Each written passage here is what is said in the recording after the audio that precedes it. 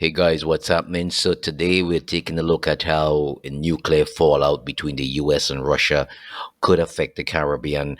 Persons have been asking for the information. I just want to say welcome back to the channel, and we're going to dive into this topic that has been on the minds of many people in recent times. That is the potential consequences of a nuclear fallout between the US and Russia on the Caribbean region. And as tensions continue to rise between these two global superpowers, it is important to understand the potential impact on the islands in the Caribbean. Before we delve into now, if a nuclear conflict were to occur between the United States and Russia, the consequences would be catastrophic, not only for countries involved, but for the entire world. Now, the fallout from a nuclear explosion is a deadly combination of radioactive particles and debris that can spread far and wide, and these will be carried by winds and weather patterns. Now, the Caribbean, with its close proximity to the United States, would not be immune to the effects of a nuclear fallout. There would be effects on the environment, and one of the most immediate impacts of a nuclear fallout on the Caribbean would be the contamination of the air, water, and soil. That's one of our most precious resources here. Radioactive particles released into the atmosphere would be carried by winds, potentially reaching the islands in the region, and this would have devastating effects on the environment, leading to what I would say widespread contamination, loss of biodiversity, and additionally, the fallout could contaminate the oceans surrounding the Caribbean and affecting marine life and the ecosystems. We depend a lot on our land and our sea for food. We don't do much of the manufacturing per se. We go to the sea, we go to the land.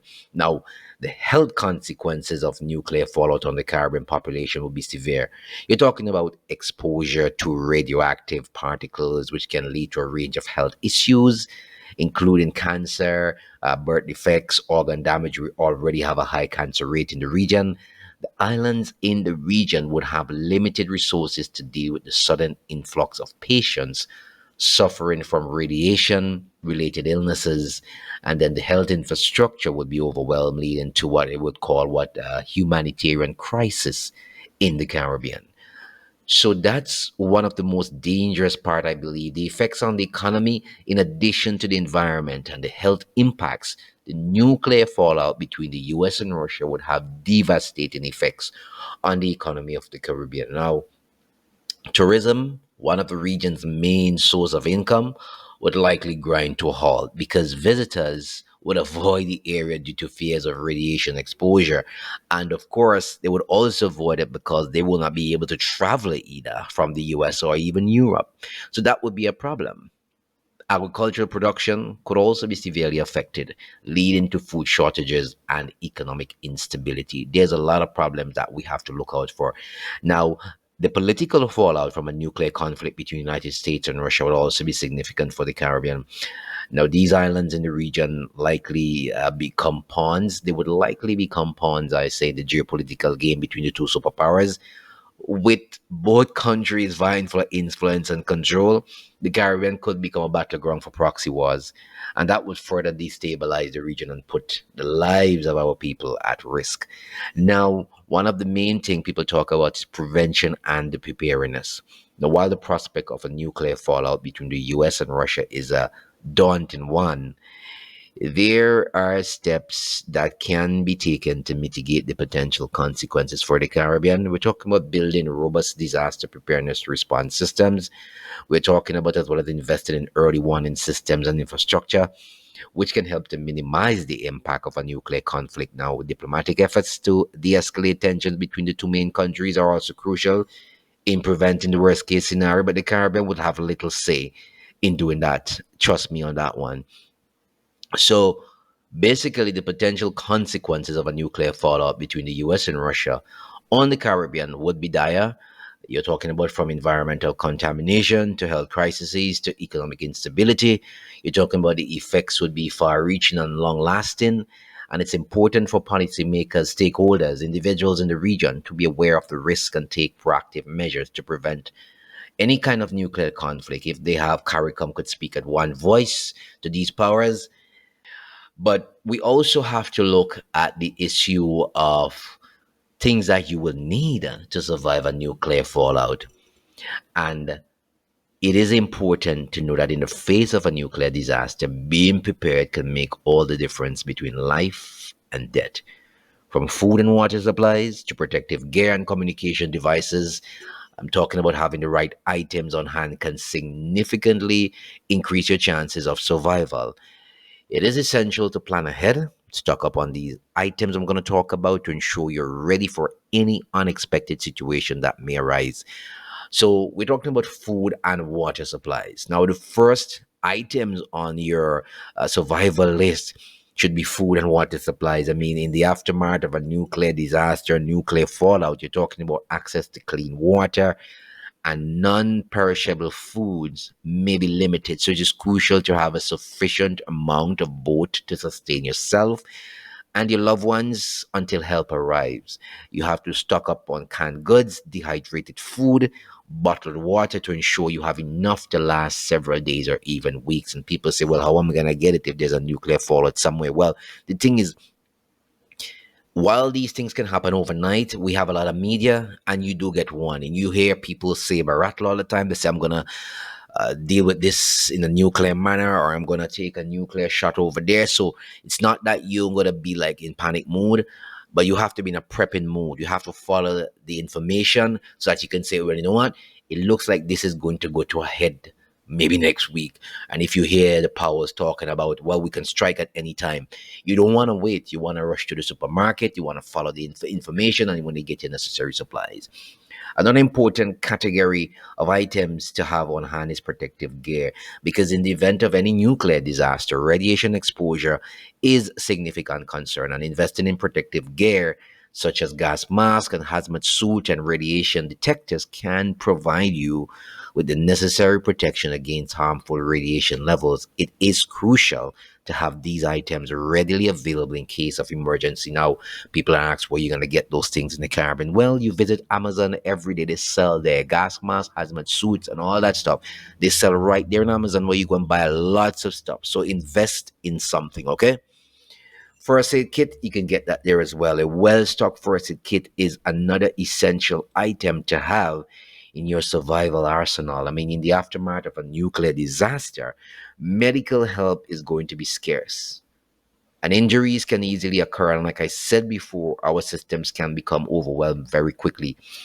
Having a comprehensive first aid kit with bandages, antiseptic wipes, you're talking about pain relievers, you're talking about other essential medical supplies. They can help you to treat minor injuries and illnesses effectively.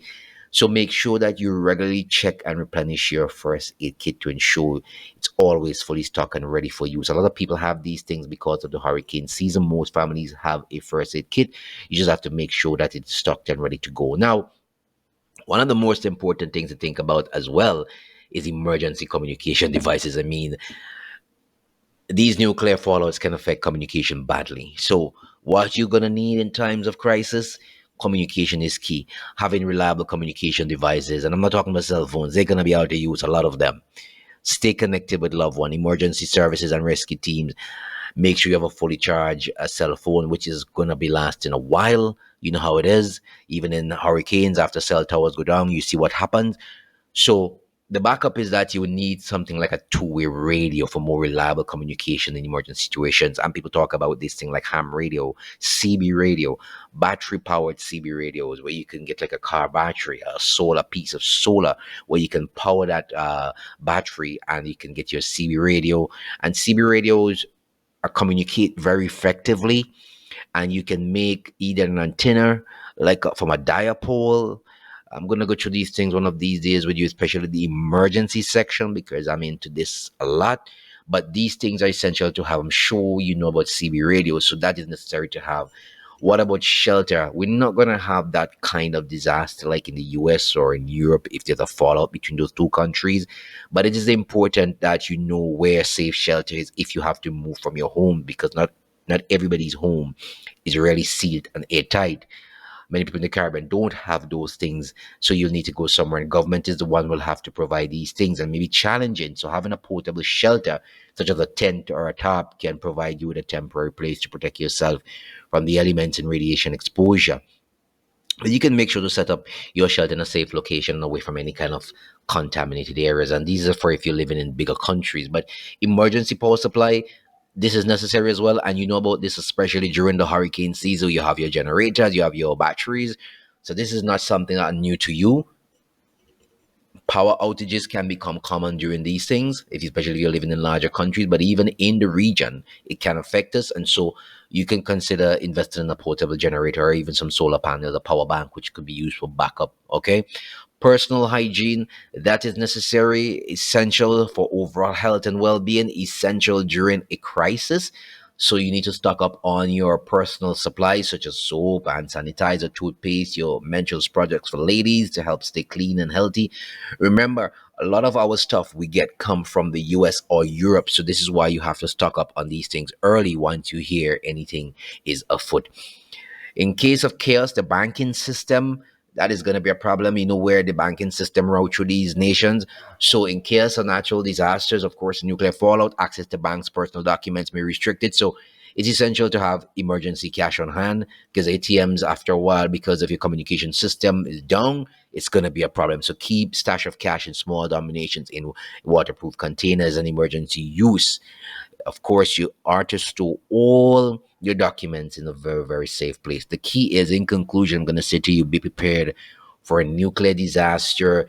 It is crucial for the survival and safety of your loved ones. Stock up on essential items such as food and water supplies, your protective gears, your first aid kits, emergency communication devices, portable shelter, emergency power supply, personal hygiene supplies, emergency cash, and documents to ensure you're ready for any unexpected situation that may arise. Guys, it may not happen. It may happen that there may be a nuclear fallout. Either way, it's always good to be prepared. It's always good to know what to do during those circumstances.